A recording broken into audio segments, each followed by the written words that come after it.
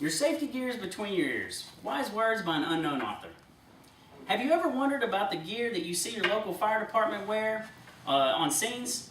Have you ever stopped to think about how it stands up to the abuse of fire, sharp metal edges, or even harsh chemicals? Have you ever wondered how the men and women inside them are able to wear that gear for long periods of time as if it were never on? My name is Jordan Edwards, and that gear has kept me safe from every hazard I've ever been in for 9 years, in temperatures in upwards of 1,000 degrees Fahrenheit, chemical spills, pathogens, and twisted metal, structural collapses, and much, much more. Today we'll touch on a few points pertaining to the articles of gear that we call bunker gear.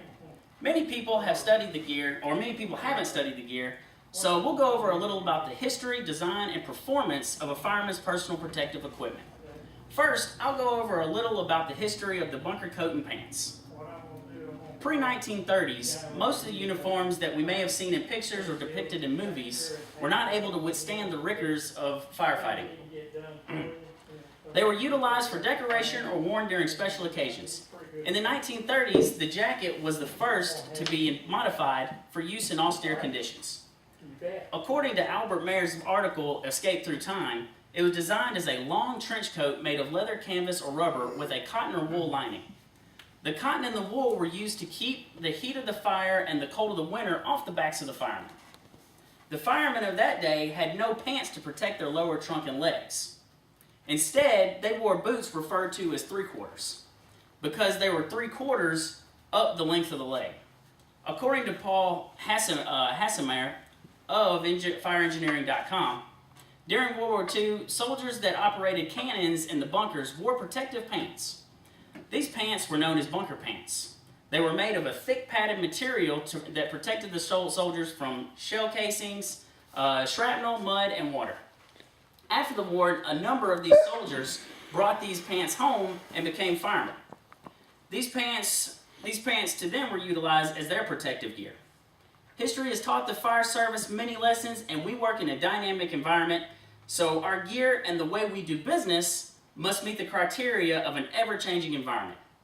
Modern day bunker gear has to adhere to strict design requirements as well as be movable and breathable and durable to meet the relentless demands of the men and women that wear them. Currently, bunker gear is designed for safety and comfort. Both the jacket and the pants must have an outer shell, thermal liner, and moisture barrier configured as a single or multiple layers. A drag strap able to be operated by another firefighter in full gear must be implemented to each coat. Also, suspenders include a minimum of 8 anchor points for each pair of pants, and reflective strips that are a specific size requirement must be sewn onto the uniform. New age materials such as Kevlar, PVI, and Nomex make up the cloths and lining of each set of gear. Fire departments are even able to choose from a plethora of colors for each set of gear.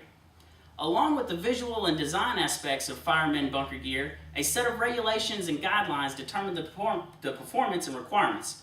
One requirement in NFPA 1971 states that the gear is to maintain operational readiness under a minimum temperature of 500 degrees for 5 minutes.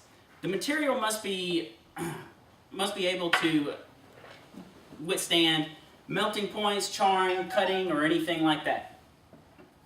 Also, you have to be breathable and movable. The jacket weighs as much as 15 pounds, and the pants can weigh as much as 30 pounds. This does not include the boots, SCBA, the helmet, your tools, and other protective equipment.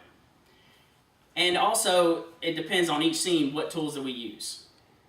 Altogether, the gear weighs up to 65 pounds, and it's still very movable and breathable for every fireman on the scene. In conclusion, we have talked about our local fire department's bunker gear, and we were able to cover a little bit about the history, design, and performance of the fireman's bunker gear. As I stated earlier, I've used this gear myself in a number of unfavorable conditions throughout the past 9 years. I hope that I answered a few of your questions and that you came in here a little more, or you leave here a little more informed than when we first started. Your safety gear is between your ears. You can bring all of this equipment you want to any scene, but if you forget this piece of equipment, none of this will help you.